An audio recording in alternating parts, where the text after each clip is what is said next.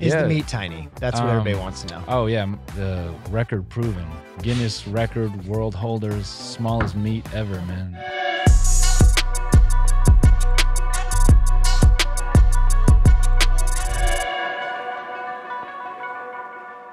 Ladies and gentlemen, you know what? Now that CouRage isn't here, I sort of miss him just because I never really like to do the introduction, so we're going to keep it as light as possible. Will Neff, who's been a part of the podcast for the last couple months, is going to be my co-host today, and we have the pleasure of interviewing and shooting the shit with one of the biggest names in YouTube, one of the funniest guys, one of the best podcasters. Talent. Wow. We have an actual breakdown here. Our guest today is Noel Miller. I'm sure a lot of you guys at home probably know him, but he's a comedian, rapper, former software engineer, and YouTuber with over 2.5 million subscribers, and host of the Tiny Meat Gang podcast. Wow, is that all me? Jeez. Yeah, you guys got a sponsor on that podcast? Is anybody jumping to? Oh yeah, man. Be a part of the Tiny Meat Gang? I fucking love it. Yeah, thank you, man. Yeah, no, we the brands buy in, they believe. Yeah, they trust. No, I love it. And apparently, Will, you know Noel a little bit, right? Yeah, I mean, we've bumped into each other. The first time I met you was at Full Screen. Yeah. Way back. Long time ago. How many years was that? It's like 5 years at this point. Yeah, something like that. Yeah, probably like 4 or 5. Yeah, that's a long time. That's crazy. What was that like a Full Screen party? Or like, I think so. Okay. Yeah. I can't place it, but For sure. we were both. I was working on like their shoulder content, and obviously your significant. Oh yeah, was your hair on like Goat Rodeo? brown? Blonde. Yeah, bright blonde. Blonde. Yeah. I'm like trying to picture you. I'm just visualizing. Right here. Yeah. No, with the. Yeah. Okay. Well, anytime we have someone who hosts like a very successful podcast come on the show, the first thing I ask them before we even start is, how often are you interviewed? Just because I don't think you guys bring a lot of guests on Tiny Meat Gang, or Nah, I mean the TMG podcast, it definitely started as like the two of us just riffing, and then we've only had like a handful of guests. We started like really high. Like I think our first guest outside of like our close friends was fucking Post Malone. No shit. Yeah. That's a good guess. Yeah. Then He's after a big Call of Duty guy. Yeah, and then after that, it was kind of like, how can we top that? Yeah, and so. Yeah, I don't know, man. We don't get interviewed often though. I definitely don't. So this is good. Yeah.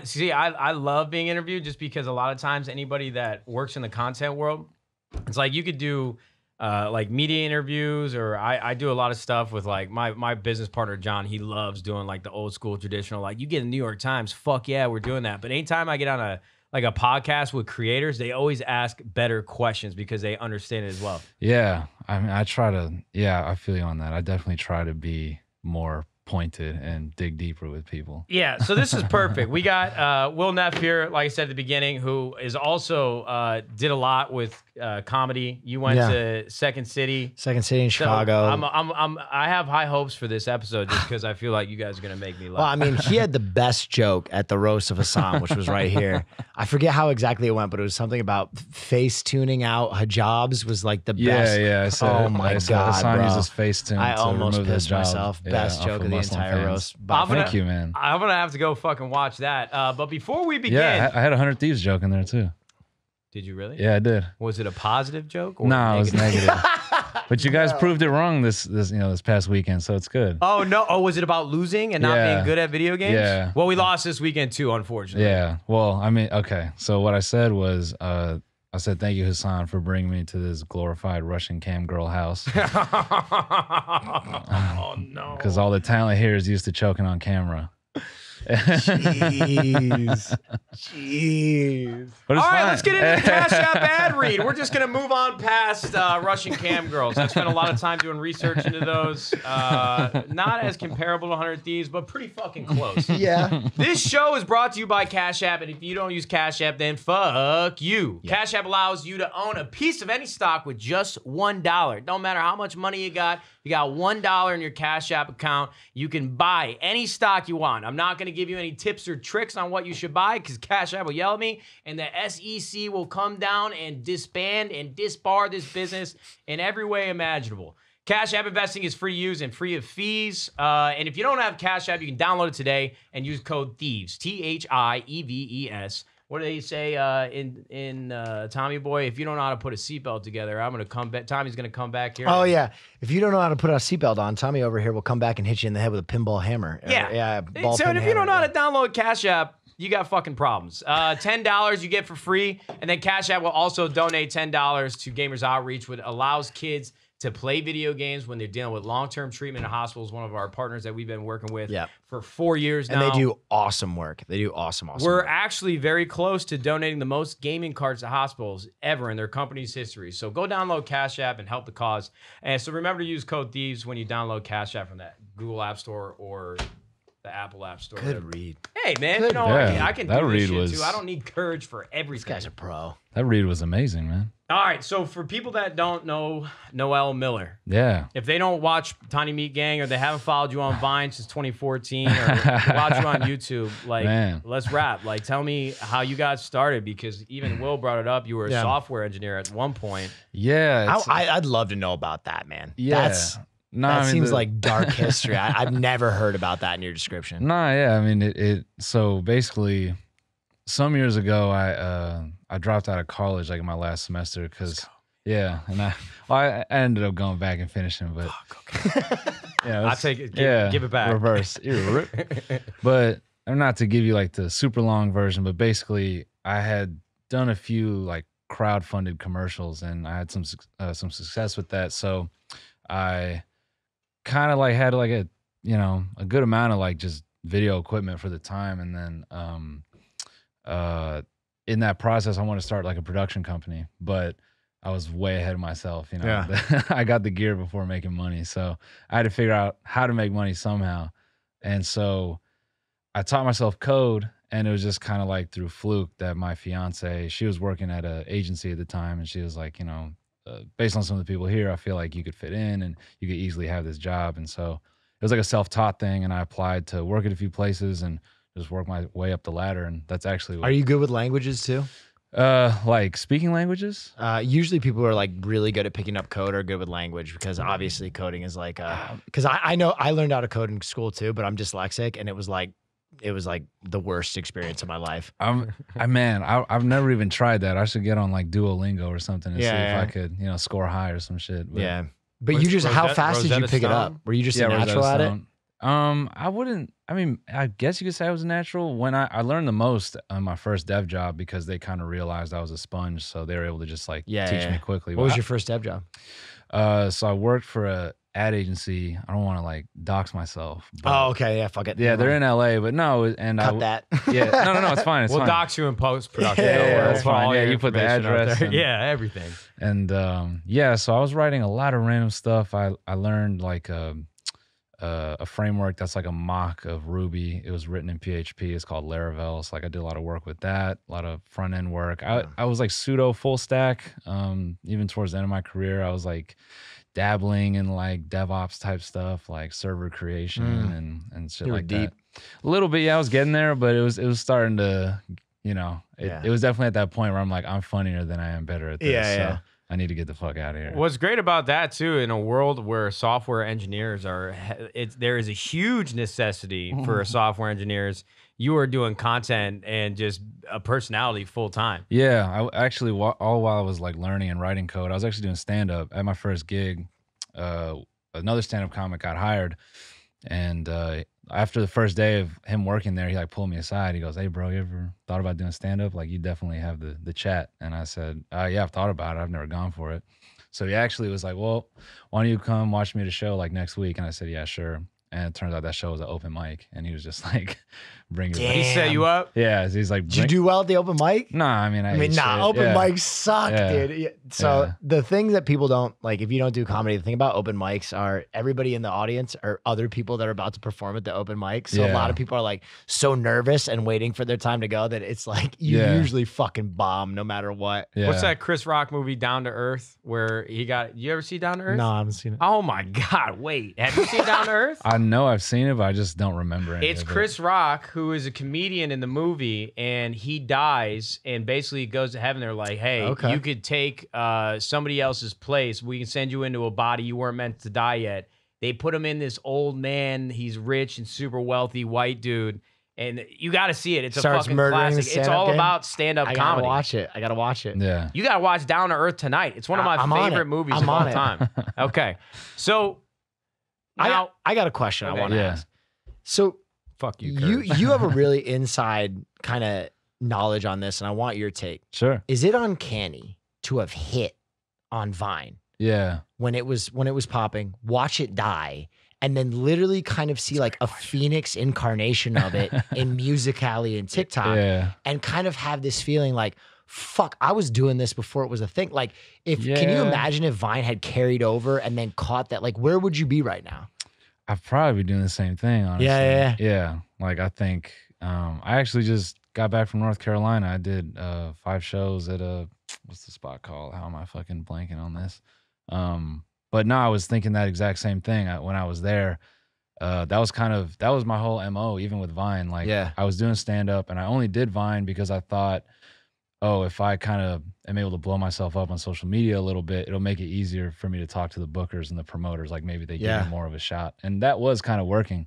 And that's kind of just been the premise of even like the last 2 years, like from what I was able to do on YouTube and Vine, really, it's made performing live like that much more accessible. So Yeah. honestly, probably the same thing.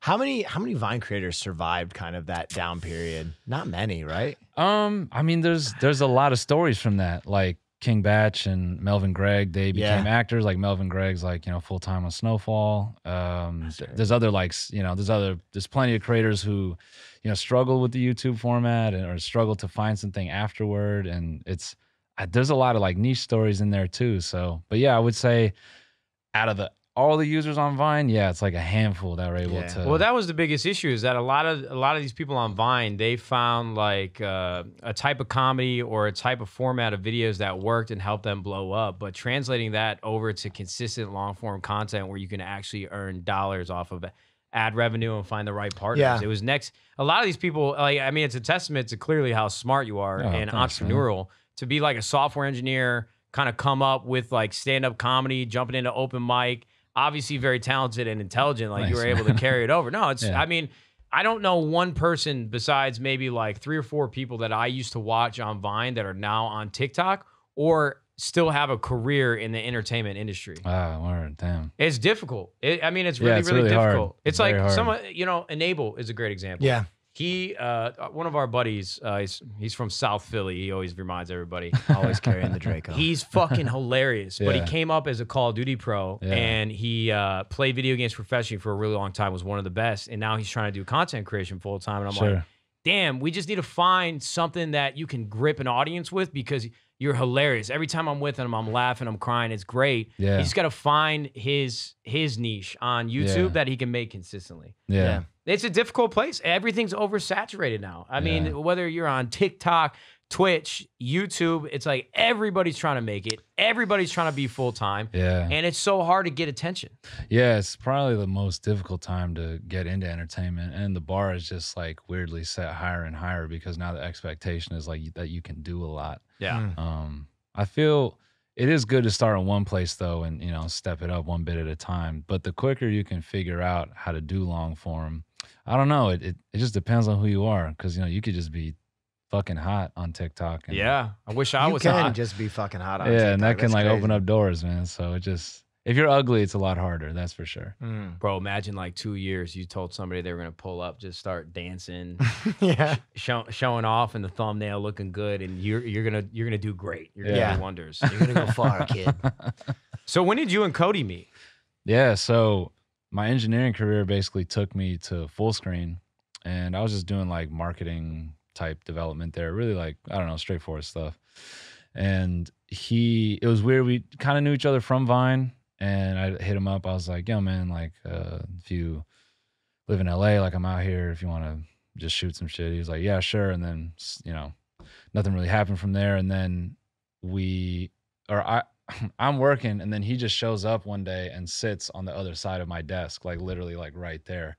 And then I just like look up from my desk. He looks at me. He goes, "What the fuck?" He goes, "You work here?" I'm like, "Yeah, man." And he's like, well, like it fucked him up that I was, writing code or even in the space that he was in, because the other side of that story is he almost didn't take that job. So the fact that it was just kind of like this weird like universe, lining up moment. Was that when he was doing Goat Rodeo, or what was that? No, so yeah, we were at that point kind of making videos together. I think I was helping him vlog a little bit here and there, and then Goat Rodeo came about. And Goat Rodeo, for those people who don't know, Full Screen also, no one really knows what that is, but it was like a Netflix, what was like strictly YouTubers. It died hard as fuck. But I was there when it died. Yeah, I was yeah. let go. Yeah, me too, man. I was part of that. Yeah, I got the boot. Yeah. But yeah, Cody had a show on there, and I was like credited as like a co-producer, but I basically just like cameoed in every episode, and I helped shoot some jokes here and there. And so yeah, that was just like on Full Screen, and that died with it. And then in that process, we started making videos together, and then the rest is kind of history. It's pretty wild. Somebody needs to do a documentary series about the downfall of YouTube networks, like the disastrous explosion and death of like Machinima and Full Screen and all these networks is so fascinating. Because you see how many talented people made it out and made it on their own. Like 5 of my really, really good friends are now wildly successful. Not only some of them are in the social like entertainment industry. A lot of them are really, really like successful executive now at much bigger companies. The talent pool that they had and weren't able to look within to find new solutions for a dying business model is mind-blowing to me. It's like they cut the cord and just gave up. When in all actuality, if they could have, revolutionized the camaraderie and the people that were working there, they could have built something pretty special. It's crazy. I was like, BuzzFeed's another one, just a total implosion that I was at. I was talking to the guys, like what I always liken it to is like the Vietnam War, or like these companies. All right. Well, let's hear this. They're like the United States, right? These traditional like cable companies or these traditional money men. They're like, we have military superiority. We can march into that digital space and we're gonna fuck them up. And then they get in that jungle. And shit's different, right? Pretty good analogy. Your money only goes so far because you don't know the landscape. You don't know the jungle. And that's digital. And like there have been so many like companies now that have just marched in there, bleed cash, bleed out, and then basically scrap the company down to studs to make whatever is left of it work. They pivot and they pivot and they pivot and they pivot. The problem was they didn't have clean socks. There you go. They got trench foot.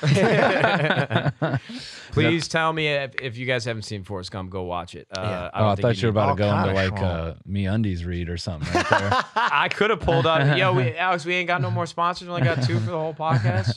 For today, we got more coming. What's up, bro? Listen, MeUndies, this could be you, baby. I'm not trying this to be could full have been screen, you. dude. I got a lot on the line here. Somebody help me. I'm drowning. No, please. I for sure thought that's what was going on. I like that Hasan moment right there, like that. What's like, that? Just the political influence. Oh, man. there you go, baby. That's from you doing Fear and Malding, bro. Yeah, dude, that's so funny because like over the years I've gotten so apolitical, but I'm so like linked to Hasan and politics that I just kind of by osmosis am always like, yeah, dude. You can't. It's unavoidable with that man. Yeah, it really is. I have a lot of respect for Hasan just because, first of all, I am not a political person. I do not share any of my opinions or beliefs that will impact somebody else's opinion of me just because I've been trained to be brand safe. I do have a lot of opinions, but I got a lot of respect for somebody like Hasan just because I would not be able to deal with how many people fucking hate me or are angry with me every day.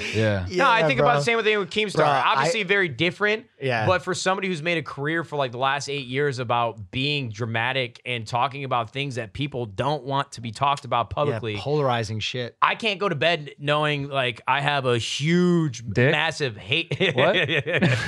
I have a massive. Fuck you. That's the difference. That's how he goes to sleep at night. Hasan says all that crazy shit, and then he opens his DMs. He's like, I'm the fucking man. Dude.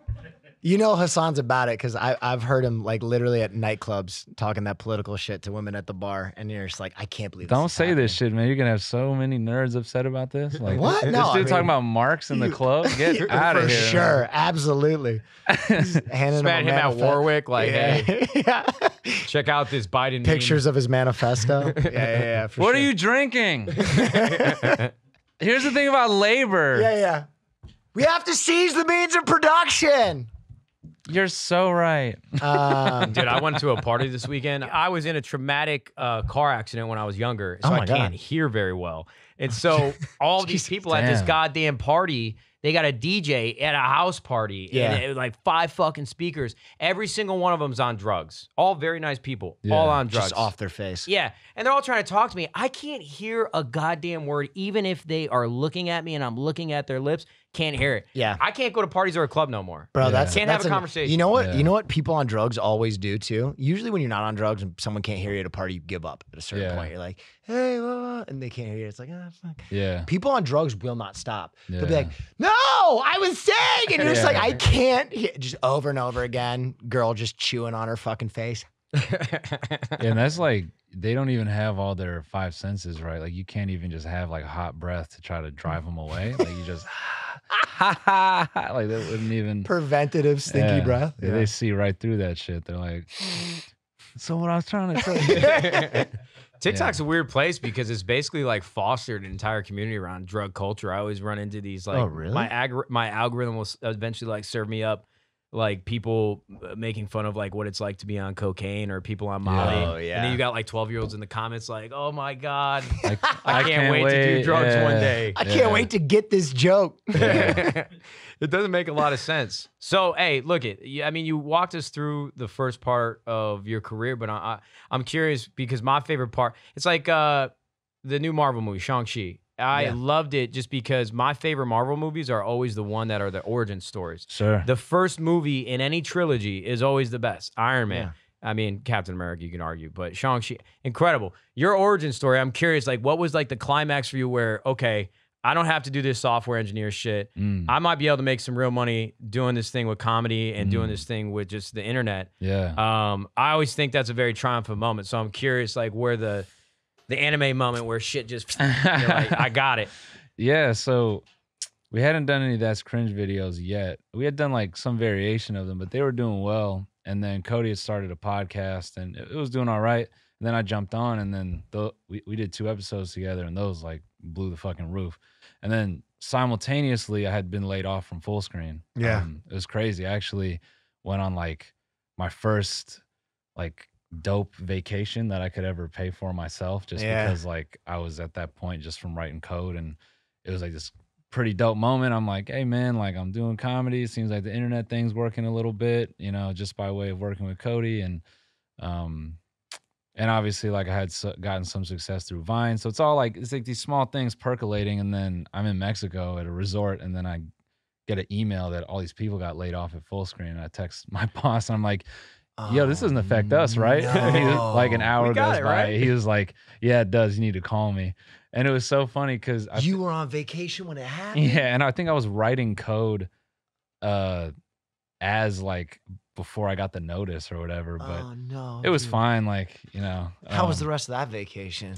Weird? Honestly, it was weird, but it was okay. So I left and then, you know, Cody and I were hashing it, like just talking about life. And he was like, I say we just go for it, man. Because he had also recently quit because he got a visa. So he couldn't be an engineer anymore. He had to go full in on, you know, entertainment. And so we both just kind of were like, all right, let's do this. And then we started the TMG podcast. And that, I would say like after a couple months of that, I felt like, all right, I think we're okay because our Patreon just grew crazy.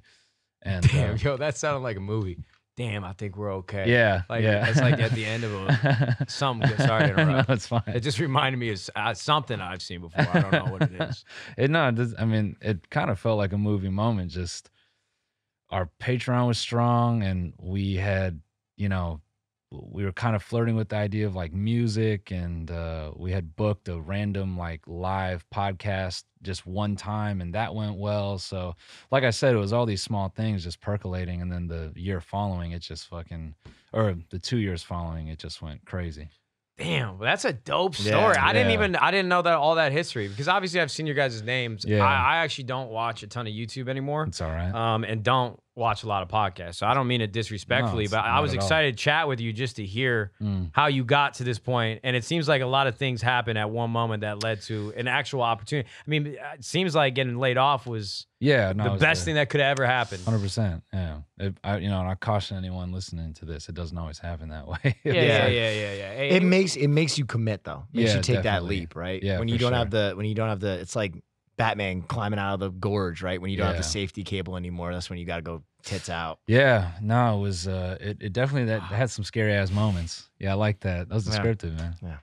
Yeah. If you're a Twitch streamer at home, yo, listen, I see so many people tell you, yo, make sure you can afford to do it first. Yeah. Okay, because people tell you to quit. Don't quit the job until you can afford to do so. Yeah. Also, like, Twitch is such a brutal landscape. We don't even need to get into Twitch. It's like so brutal, bro. You're like a speck of dust in an entire universe. It's impossible. Yeah, it's tough, man. Yeah, you just on Twitch. I feel to really switch it up. You have to, especially now, you have to do some crazy ass meta that like it just forces people to share what you're doing. It's, hot tubs. Yeah, that hot tub's gotta be hot.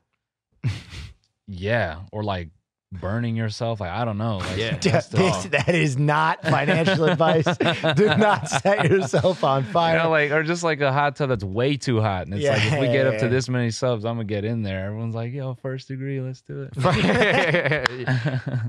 It's kind of basically what Dr. Disrespect did. Not the hot tub thing, but he did something completely different. That's why it blew up. Yeah. That's the problem is that I feel like somebody pulled up to Twitch with just a really unique offering in terms of like production and actual storytelling rather than just getting on playing games and hopefully people are going to want to watch you. Yeah. You either got to be really good at video games or you got to be really unique. Yeah.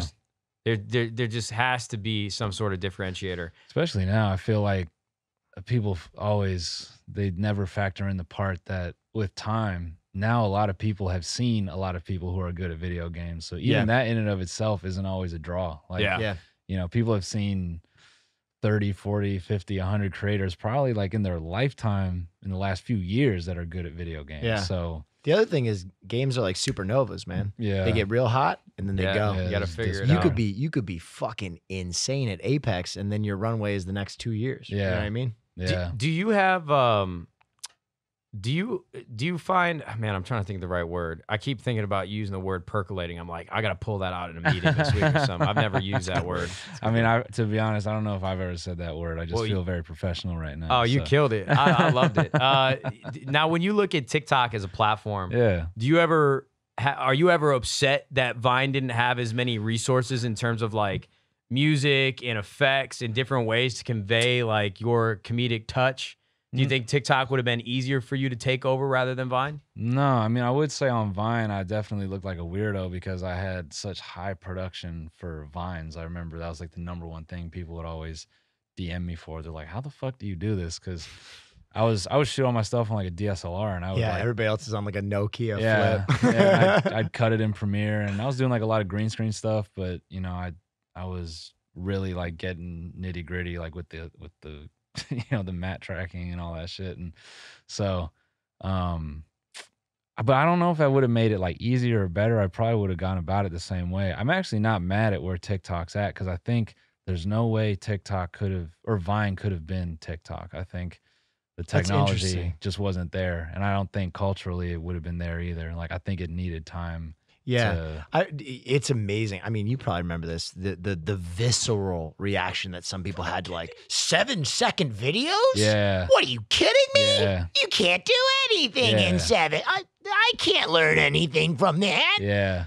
And now it's like just so commonplace. Now you have like grandmas fucking like, like it's just so fucking commonplace. But what do you think the shift on that was? Do you think that's just ADHD and technology settling into kind of the general populace? I think people want to blame ADD or like, like short ass attention span. But I actually think it's like, I think as kids growing up with computers and phones and actually being able to process things a lot faster, like I weirdly think kids got a little bit smarter. And, so I think a lot of things just died with that. Like a kid can execute a sketch with just his face flipping the camera a few times over. Yeah. And it can be funny as fuck. And that can hit harder than a full SNL production because I think TikTok kind of like showed that for most people, they actually don't need all that extra. It trims all the fat. Yeah. Right? Like even with the best SNL bits, I'm a huge SNL buff, so is he. A lot of those bits, there's like 2 minutes of just like setup to like a very quick gag. Yeah. And like, I think they trimmed all that fat. My question is, with the popularity of something like TikTok just skyrocketing global, what does that spell for long-term content? And here's the other question. In the future, Actually, does I had a content conversation about even this get today. faster? Are we talking about like 2-second shit where it's like we're Nah. at like double speed? Next one. You know what I mean? Well, Like- real quick, it's funny because I actually had a very specific conversation about that Sure. today in one of my meetings. It was somebody that works at a very up and coming and successful media company. He was talking about their investment in long form TikTok content. And I posed the question to him. I'm like, well, when I lay in bed with my girl at night, if we're watching a show, we pause it and we'll watch TikToks for like 10 minutes. Yeah. My girl's attention span's worse than me. If Yeah. it doesn't catch her interest in 2 seconds, she just goes, Yeah. I'll at least like make it 10 to 15 seconds. If I see a slider where I can fast forward. Dinosaur. I'll make it at least 10 Yeah. seconds. So yeah, I think TikTok's got to, the headline came out that they really cracked into like the hours watched. They overtook YouTube, I think it Yeah. was, in Yeah. terms of content that's being consumed. But I think that they're going to have an issue down the road with attention spans because they're just creating and perpetuating this repetition in people's minds that Yeah. it has to be quick and it has to be fast. Yeah, it might just be like it's an interesting way of looking at it. It might be like a fast burnout. Like it's good now, but a couple more years of this and people just might be burned out. They might go the other way where they're like, oh, I just want to like yeah. settle on one thing. I mean, who knows? I'm just thinking now every time people make TikToks, they're gonna be like, yo, Nadeshot gives you at least 10 seconds. bro." I don't think they're worried about how much time I'm going to give them. So you said that you were in North Carolina, you did 5 shows, right? Yeah. How many? This is a quick answer that I need from you because my question is gonna be Yeah. affected by it. Well, How many years have you been doing shows? So first of all, I want to get the club name right because they were so great to me. I love that. And don't Good wanna, on you. Good on ya, mate. Good Nights Comedy Club. Good night. Shout out to Goods Club. Night. Love those Good guys. Nights 5 Comedy shows. Club. Yeah. No, it was 5 sold out shows, man. It was in Raleigh, North Carolina. I didn't think I could sell out shows there, and it was like a massive compliment. So that shit. Was Raleigh's just, not bad. I've been there before. It's not a Yeah. bad city. North Carolina's Nah, but it's just awesome. like- I love me some North Carolina. It's a very obscure place. You wouldn't think. yeah, I just didn't think I'd be able to shut that's it down sick. like that. Yeah, no, it was great. Sorry, I sidetracked. No, all good. You were asking me. How many years you been doing shows? Like, Yeah, Like when you so- did that open night mic, like how long has it been So since then? so it was 2014. So like 2014 to 2016, I was just like grinding stand up like the regular way. Dude, that is so brutal. That's a brutal life, man. Were you touring and everything? All around? I did a few like road gigs, but my engineering job was like, gotcha, solid gotcha, enough gotcha. that it just kind of held me back a little bit. But I brushed shoulders just because of the guy who broke me into comedy, a guy named Andre Paradise. He's like a comedy vet, knew a lot of people, and so he took me around and was introducing me to like really well known like promoters and comics, just of like all kinds, and just like putting me on game like really really fast. So then when TMG kind of took off, we did one live show together, and I wasn't doing as much stand up because I was really focused on the internet stuff. Then we booked our first tour together, and that was just like 4 random shows, and from that we decided the next year to try a full 30 stop tour, and we sold the whole thing out in like 72 hours or some crazy shit. It was like that is wild. it was nuts, and that one was like a real challenge too because some venues we booked were like straight up music venues, so it was like standing. So we like learned how to do comedy in a really like really difficult setting where yeah. Well, I mean, you have to perform totally different when people are on their feet, don't yeah, you? we sped up the show. We incorporated Yeah. music elements, and then so from that we ended up doing like 5 more tours, and then just before COVID, we did our first international run. So Holy shit, man. Okay, Yeah. so you've got a lot of notches in your belt. yeah, no, I mean I've definitely put a lot of time in on stage, but yeah, the stuff I'm doing now, it's definitely, the TMG show was like definitely a lot lighter. It's just like, a laugh per minute kind of show. Like we're just trying to, make you have a good time. The show I'm working on now is a lot more personal, way darker. So Okay. yeah. Well, I'm About excited be to some, see like more 3 of that. mics, Andy Kaufman type. No, not like that, but I just get up there and just, It's personal. I'm doing a show in Brea if you guys want to come, or Hollywood as well in October. So, I'll definitely come. yeah, you guys I would should love come to. out. Yeah. Okay, I need a +1 so my girl can come. Yeah, that's fine. Or you can come instead of her. I don't know. I'll wear a wig. Yeah, I'm sure it'll be great. Hey, today's podcast is brought to you by Truly Hard Seltzer. With 27 deliciously different flavors, there's a Truly for every occasion. Look at this thing. They have a bar mitzvah flavor. No, seriously, every occasion. Take golf, for example. Crushed a drive on the first tee and drained your birdie putt? Celebrate with a strawberry lemonade. Triple bogey the second and chucked your wedge into the water? Been there before. Crack a wild berry tall boy. Get into your cart and do the drive of shame to the next hole. Clubs float. Am I right? You're metal. I don't know. It's in there. You're really good at, I thought you were dyslexic. How can you read like this? I'm reading by context. I blacked out what's happening. Plus, their newest pack is the perfect way to punch up your summer. Truly Punch comes in 4 delicious flavors: citrus, tropical, berry, and fruit punch. Fruit punch, yeah. Packed with all sorts of juicy goodness. It's their biggest flavor yet. Wow. Want to see the real flavor and variety? Want to see what real flavor and variety is all about? Pick up a pack of Truly today. You know what, Will? I'm not sure if you're ever going to do an ad read again. I'm sure Truly loved that. But we love Truly. All right, back to the interview. Obviously, now you got a lot of notches in your belt. Mhm. Been on tour a couple times. What do you think is one of your favorite memories from being on tour? Honestly, it was one of the last shows we did because we sold out a 2,800 capacity venue in fucking Australia. It was like one of the biggest theaters, I think, like in the country or something. That doesn't account for like stadiums and stuff, but yeah, it was literally 2,800 seats, like to the back. And we had this moment in the show where we had everyone pull their phones out and like light up the room, and it was just like, holy shit! I grabbed that mic and I said, "What's up?" And it sounded like I was in like a basketball stadium. I blew my fucking mind. So that was That's crazy. awesome. Yeah, I can't Where even about in imagine. Australia was that? I think it was Melbourne. So, Melbourne. Melbourne. See them big spiders they keep talking about? Yeah, no, I didn't. No, No? no, I Didn't have like a snake? I was Tell like- me through you went to the Australia toilets? and there I was- wasn't one spider in that theater? No, I don't was believe it. no, I was fully expecting to see some type of insect or like Yeah, some yeah. scary ass like World of Warcraft. Fucking They got fucking- creatures, bro. Yeah, they got mounts down there. Yeah. Full blown. Yeah.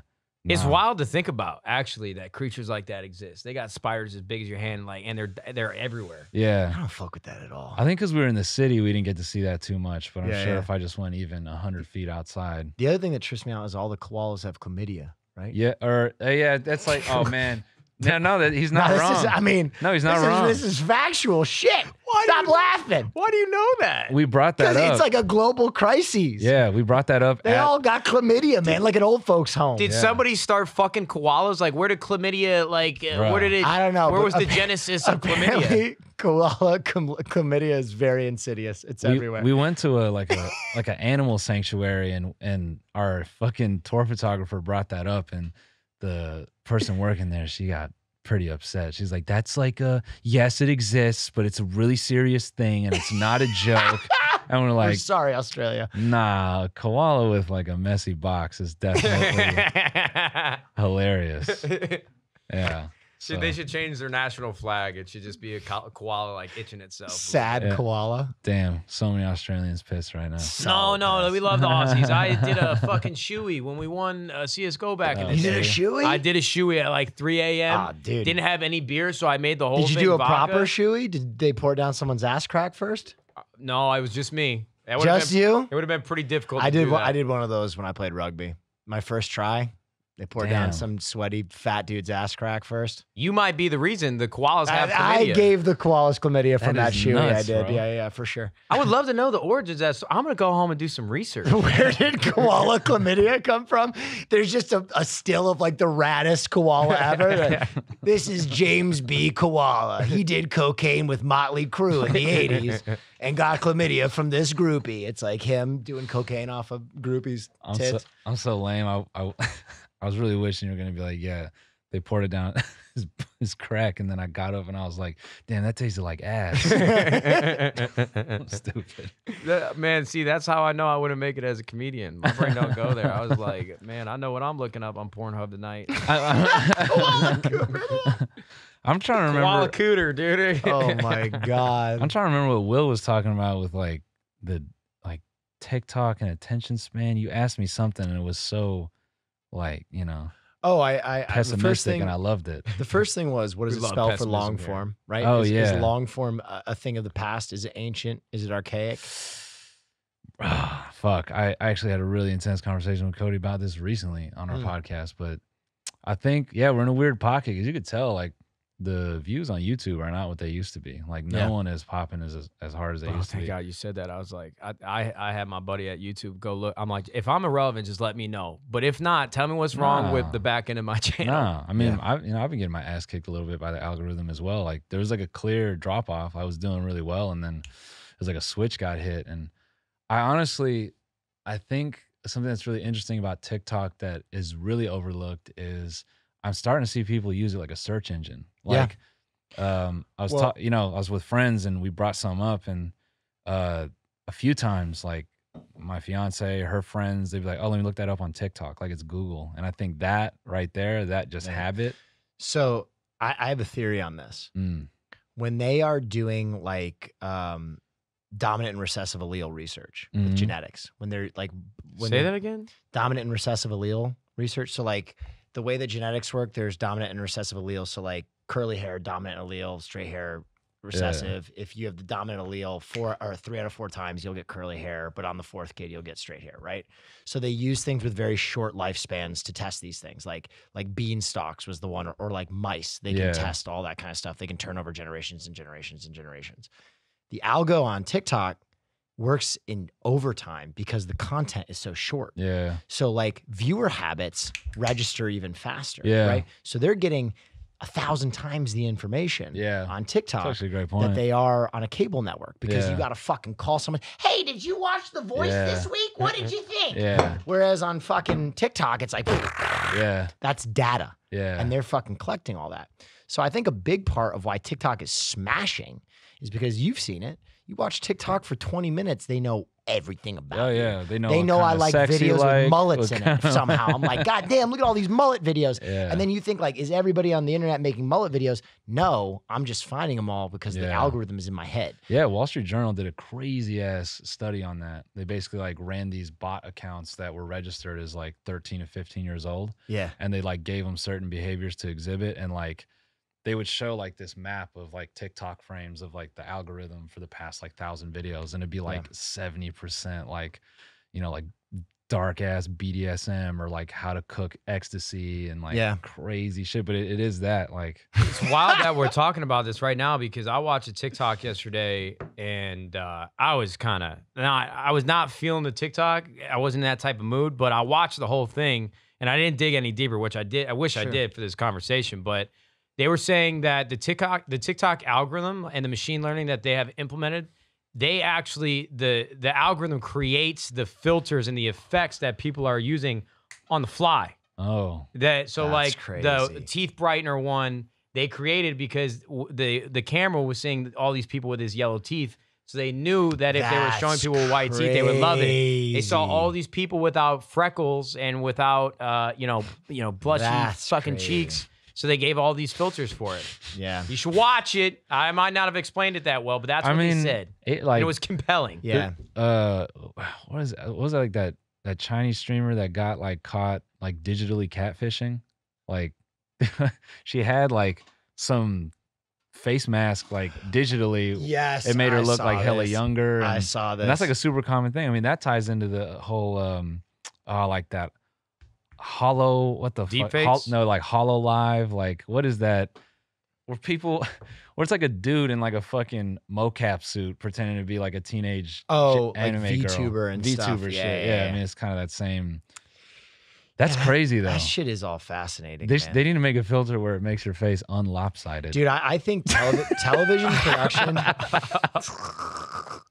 Television production in VR space is fascinating to me. Yeah. Because like I've gone through a demo. You can watch the Joker shoot Robert De Niro from all angles, or well, more stuff like so you guys at home can't see this, but there's like a whole group of amazing. It's on YouTube, bro. Well, no, they can't see. Oh, yeah. So, well, if we turn a camera on, you can't see this, but there's a whole group of talented people that make this show happen, right? There's a TriCaster, there's 3 cameras, there's a soundboard. And I've played around with like the people at like Boneworks and a few of the other VR companies and seen that they can like create all of this physical technology in digital space. Like they can create a TriCaster with code and then you can have like TriCaster and fucking Minecraft right now. yeah, exactly. If you have the right push blocks and like shit like torches, and like the idea of like building a space like this studio space in VR space, and then having the talent come in as their like VR avatars. Yeah. Because 20 years ago, like because of the uncanny valley, people have this like visceral reaction where they're like, "That's a fucking robot. Get that out of here." Yeah. And now like 12-year-olds, they can't differentiate, right? Yeah. Like they don't care. Yeah. Hentai is on the rise. Give it to us. We don't care if it's drawn, digitally made. It's all good. Me and my girl, we're gonna watch hentai for the first time this week. Really? No. She brought it up as a joke in the car.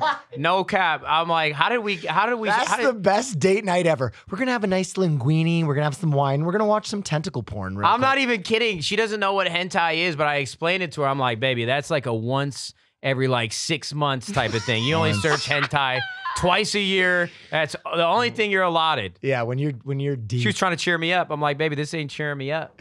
Once every 6 minutes. I don't know who you're talking to, man. The algorithm got me. She's down south from Texas, bro. She like her first. So she'd love it. Yeah, I'm sure she will. That's gonna freak her right out. No, we'll see. It's a cartoon. I don't.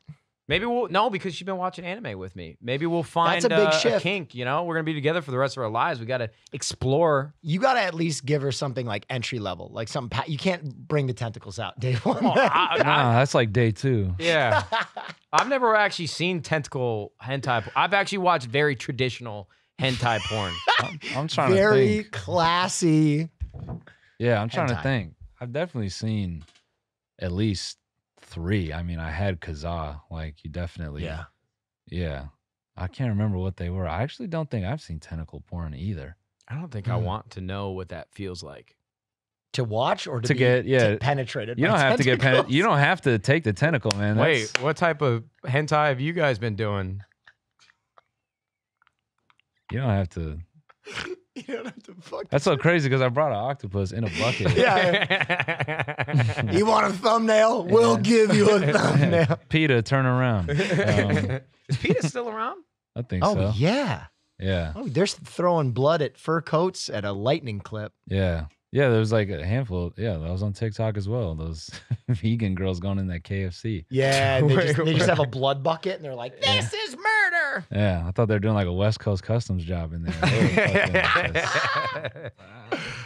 So I'm curious. I kind of want to talk a little bit more about your career. Sure. I like the course. balance that we have right now of shooting the shit, but I would love to learn a little bit more about your business and like Sure, what you're man. up to, right? Because you've been doing this for 7 years now. Yeah. You're on tour. You obviously have the podcast. It sounds like you're still creating long form content to a certain degree. Yeah, definitely. What's the future looking like for you? Like you say you're relatively young. You got a lot of time I'm to 16. I can't believe Yeah. it.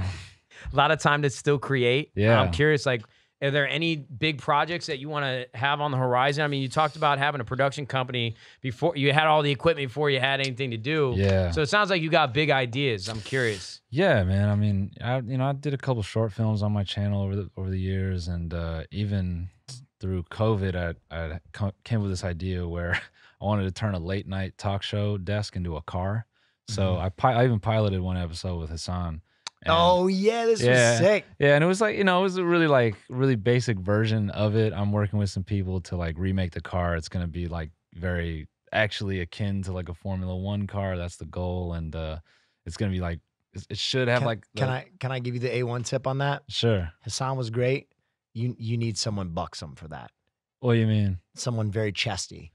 Oh, yeah, I mean, You know what I mean? Because I've seen a lot of videos where it's just a good-looking girl in like a Formula One car taking turns. Oh yeah, and no, those no, get like 10 no. million. What I'm trying to like, so the car that I'm working on, we're hoping it'll be like, like 8 times faster, and we got like a lot of shit planned for it. So I'm trying to make it more.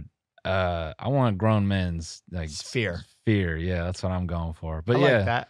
so like that's something I'm working on, bringing that back. I kicked off like a game show idea. I'm shooting another round of episodes in a couple days, and what that is, I called it Find That Link, and it's basically people racing to find memes on Google, like, and they have to find a link to it and like send it to a group chat, kind of like how you would send a meme like with your friends. And so I like do that, and then I try to fill the gaps with like commentary stuff, and I just try to stay active on YouTube. But yeah, like I definitely want to build up to a point where if I can figure out a couple ideas that are, a little bit higher production value, a little bit more to them than just me like giving my 2 cents. Yeah, I mean, production company, something like that. I want to form that eventually for That's sure. dope, man. Yeah. Well, if you ever need it, I mean, we got a 40-man production team. So if you ever want to shoot some, just get a pilot before you start jumping into it. We Hell can yeah. definitely help. Hell yeah. I mean, I'll jump in the car. Yeah, Hell yeah. for sure, man. Yeah, no, that'd be I'm gonna great. let you guys work out the kinks before I get Yeah. I'm not even sure if Hey, I'm man, invited, but I'll put my 2 cents Come in. on, I drive carts every week. You could trust me. Yeah? Yeah. What do you drive now? Like What's your daily? Oh, I just share an SUV with my fiance. I love that. Okay. I'm like deciding on a sports car, but I just want something simple, something I could beat up. Yeah. Yeah. All right. Yeah, I don't. LA cars take a lot of punishment. Yeah, definitely. So how'd you get the name Tiny Meat Gang? Is the meat tiny? That's what everybody wants to know. Oh yeah, the record proven Guinness record world holders, smallest meat ever, man. Like We're on the books with this one. yeah, We gotta to find authenticated me and Cody's penises, it's like you need quantum science, man. It's fucking absurd. It's like unbelievably tiny. So you could see there's a vlog that we made because we used to make vlogs on his channel when we worked as engineers at Full Screen, and there's an episode where I'm joking about a doctor doing a sonogram and a baby holding his dick in the sonogram. Like, just like fuck boy baby is like a dumb bit, and then I just jokingly say Tiny Meat Gang, and then that was it. And Nice. then we did some video where we made this like joke song, and we wanted to post it like on SoundCloud and Spotify, and we just needed a name, and I was like, let's go Tiny Meat Gang. And then it just kind of became a bit, and then we just called the podcast that, not thinking it would be anything, and then here the fuck we blew are. up. But now we just say TMG, we got to evolve it. Yeah. And we just, we tell people all kinds of things, the men of God, the media guys. The men of Dude, God. our Yeah. show sucks, bro. Like, we called it the fucking CouRage and Nadeshot Show. Yeah. We got this entire production set, and this is what we came up with. They're over here talking about tiny dick. We just got our names in the title. Well, make Courage live up to his name. Make him do something psycho every episode, No, he is the exact opposite of Courage. He hates taking risks. He doesn't like to do anything. Really? Yeah. Yeah, he's like hates it. Courage the Cowardly Dog. Ah. Yeah. Is that where he got the name? I don't know. Maybe. I don't know. I mean, he wouldn't even paintball with us because he What? didn't want to get shot. He Shut said, up, man. I've worked too hard to get here. I To don't get want shot." a paintball to take me out. Are you joking? Dead serious. We got to push him down a hill or something. we could try. He can't be called Courage. I'm actually so upset that Jack's not here for this moment because you could like professionally talk shit to him. Yeah. Yeah, I mean, I would just encourage him to live up to his name. Eat 10 salted cockroaches on stream. I don't think he'd shy away from the cockroach. Actually, food Okay. he doesn't have an issue with. Okay, all right. See, all right. But so he like is anything courageous. physically that could endanger him, he won't do. No. No. Would you ever Damn. go in a hot air balloon? Ooh, I think I would just because of experience. But yeah, I'd be shitting it. Would you ever bungee jump out of a hot air balloon? That's that. See, I don't next trust- go. I I don't don't- know if physics allows for that. No, that does. I've seen people do it. I really want to do that. I don't like being attached to a rope like that. I don't trust that. Okay. That's the one thing I don't trust. No ropes. Nah, like it's going over something and then it's gonna like yank you back. Yeah. I just feel that has so much capacity to go horribly. But there was a TikTok that actually went super viral. I think it was probably on Vine too. Some of these clips get recycled. Yeah. But it was this old guy. Apparently, he was talking a lot of shit to the people that were managing the bungee jumping operation, whatever the fuck you want to call them. And as he was jumping off, they said, "No, wait." And they actually did a backstory on it, and he told him exactly what happened. He actually thought he was gonna die for like 5 seconds. Oh my God. I went bungee jumping. If something like that happened to me, bro, I'm going to my car and I'm coming back with a gun. Yeah. I went bungee jumping in Bulgaria shot while I for was real. there. Yeah, Wow. bro. White man can't jump, dude. What was his name? Corey? Yeah. I actually had a bungee jumping mishap. I went bungee jumping in Bulgaria, and I was bungee jumping with a bunch of very tiny women, Mm-hmm. and they set the weight. In Bulgaria? Yeah. on an Dude, your overpass. life's a movie. What? Hey. Okay. But Proceed. a bunch of tiny girls, and then I was a big fat bastard at the time. I was still playing rugby, and they had it slung for like tiny people. So I Oh, hit the water no. going fast. Oh, I got up to like my knees in the water. get out. And I dunked and I came out, and that Wait, was did you like put your arms out to like break the surface tension? no, I didn't think I was gonna hit the water. I mean, I didn't hit the water going like full. Like I was slowing down, but I Oh, still okay. hit I that thought you water. meant, going. like- no. So I got to like my knees before it pulled me out. See? But it was shocking. It scared the fuck out of me Yeah. to be underwater after jumping. No. Yeah, it was a lot. See? Don't mess with ropes, man. Ropes and skiing.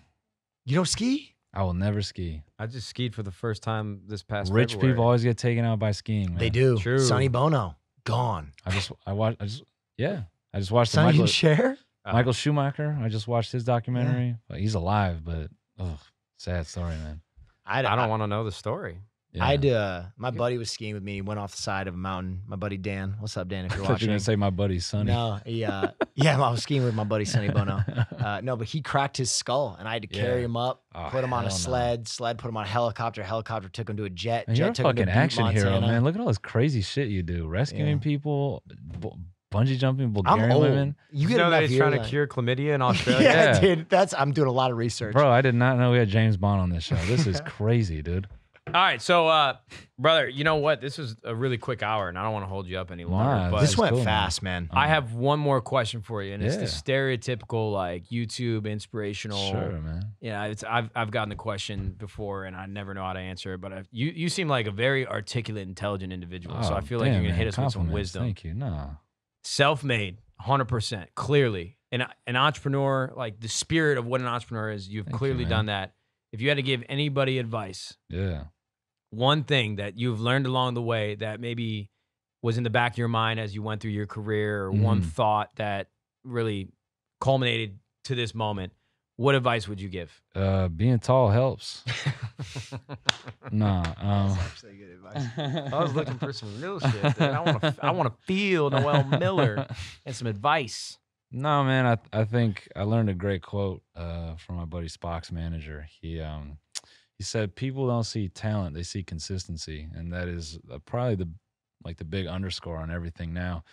You know, I'm with where I'm at. You know, I'm at a point, I guess, in my career where, you know, I still have to reinvent myself a little bit and still, you know, reconfigure like how I go about things. And, you know, no matter what you do, when you become complacent, like that's when you get left behind. So I think above everything, you just gotta create a strong work ethic and like a willingness to like push through. Cause yeah, people appreciate the ones that show up every time. And, you know, even if it's tough, if you continue to show up, people resonate with that and they respect that. And, you know, that's not to say you go and put 80 hours Twitch streaming, but, you know, as long as you're working smart, but you're committed to what you do. And this is the corniest thing ever, but you got to make sure you love what you do, because people can smell when you don't like what you're doing, or if you're doing it for other reasons, and they just will not connect with that. So That's great advice, if you man. want to stream on Twitch, don't do it because you saw some other people do it. Do it because you want to do it. If you want to be a comedian, if you want to be whatever, just make sure you like it, man. It's actually phenomenal advice. I can see Yeah. even people in the room like nodding their Oh. head up and down. So I Thanks, appreciate that. And I agree with every word and every sentiment that he just conveyed. Thanks, man. You just got to be, what did Ray Kroc say? Persistence is, you ever seen The Founder? The McDonald's movie? Yeah, I can't remember Oh though. man, my hands are cold and your arms are warm. Yeah, I'm a steam engine. We should make chlamydia. Damn. That's the best pickup line of it. Hey, Yeah, baby, can I interest you in some chlamydia? That'll work, dude. I swear. Straight from a koala. Now, Ray Kroc, he was a quote founder of McDonald's. Well, he's a fake founder, but he did the damn thing. Hell yeah. Persistence is like the key to being a man, or some shit like that. Yeah. That was awesome, man. I really Thank you, appreciate you man. taking the time. Thank you, guys. Clearly very busy, so it means a lot to our entire audience coming on and sharing some stories from your Hell yeah, career. man. Appreciate you guys. Thanks for having me.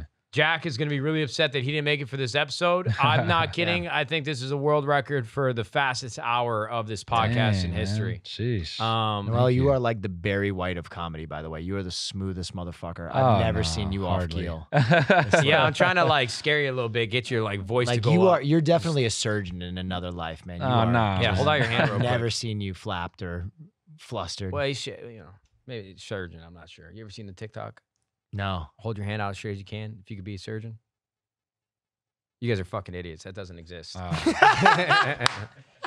No, it actually does. Guys, thank you guys so much for tuning into the CouRage and Nadeshot Show. Shout out to Thank you, Noel everybody. Miller. Thank you, Go everyone. follow Tiny Meat Gang and all of the things that he's doing. It sounds like a lot, and he's got a lot more to come. Yeah. Do you have any tour dates coming up that we can? Yeah, man. blast Show out? in October. Yeah, I got a bunch of shows coming up. I'm going to be in Portland this weekend, so September 24th to the 26th. Come see me. I'll be at the Brea Improv in Cali. I'll be at the Hollywood Improv. I'm going to be in... fuck. I should know this shit, man. Do you want to take a minute and look it up? That's why you got a calendar. Yeah. All good. I got all the flyers right here. We got flyers. We're gonna put it on screen. We're gonna have some info in the that their description that's been on YouTube for a while. I got it. That there. 1 second. That there koala's moving funny. Look He's at got me, the man. clap.